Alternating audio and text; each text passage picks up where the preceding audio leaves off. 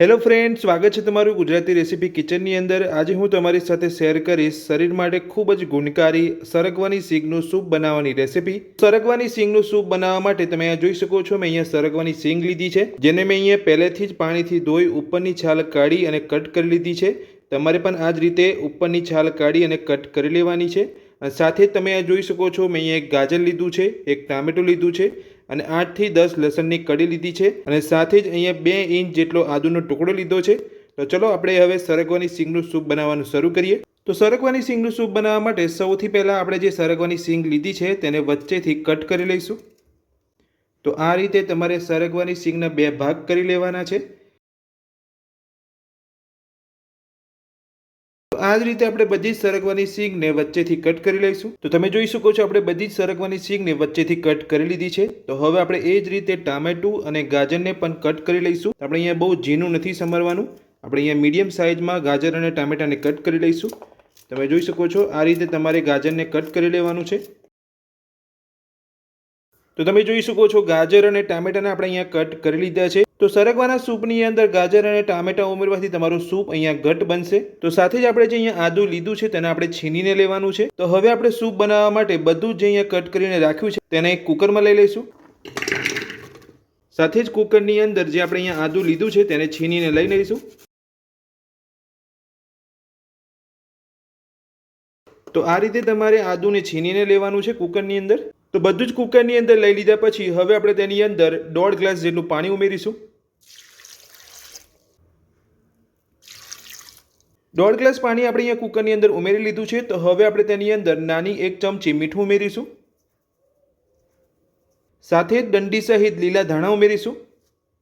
તો બધું જ આપણે કુકરની અંદર ઉમેરી લીધું છે। તો હવે આપણે કુકરનું ઢાંકણ બંધ કરી 3 થી 4 વિસલ કરી લઈશું। તો ફૂલ ગેસ પર આપણે અહીંયા 3 થી 4 વિસલ કરી લીધી છે। તો આપણું કુકર અહીંયા ઠંડુ પડી ગયું છે। તો હવે આપણે કુકર ખોલીને ચેક કરી લઈશું। તમે જોઈ શકો છો, બધું જ અહીંયા સરસ બફાઈ ગયું છે। તો હવે આપણે બધું જ મેસરથી મેશ કરી લઈશું। તમે જોઈ શકો છો, અહીંયા સરસ અહીંયા મેસરથી મેશ થઈ રહ્યું છે। જો તમારું બધું જ આ રીતે મેશ ના થતું હોય તો તમે બધું જ મિક્સર જારની અંદર લઈને પીસી શકો છો। તો તમે જોઈ શકો છો, આપણું બધું જ સરસ અહીંયા મેસરથી મેશ થઈ ગયું છે, એટલે આપણે અહીંયા મિક્સર જારની અંદર લઈને પીસવાની જરૂર નહીં પડે।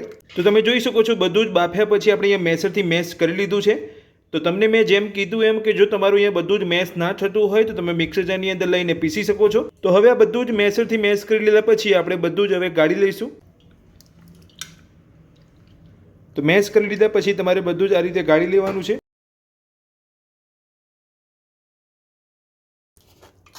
આ રીતે તમે ગાળી લેશો તો જે વધારાનો જે છોડાનો કે જે બી વાળો ભાગ હશે એ અહીંયા નીકળી જશે અને એકદમ સરસ રીતે તમારું સૂપ અહીંયા ગળાઈ જશે। તો તમે જોઈ શકો છો, જે અહીંયા સરગવાનો જે કૂચાવાળો ભાગ હોય છે અને ટામેટાનો જે બી વાળો ભાગ હોય છે એ અહીંયા ગળાઈને ઉપર આવી ગયો છે।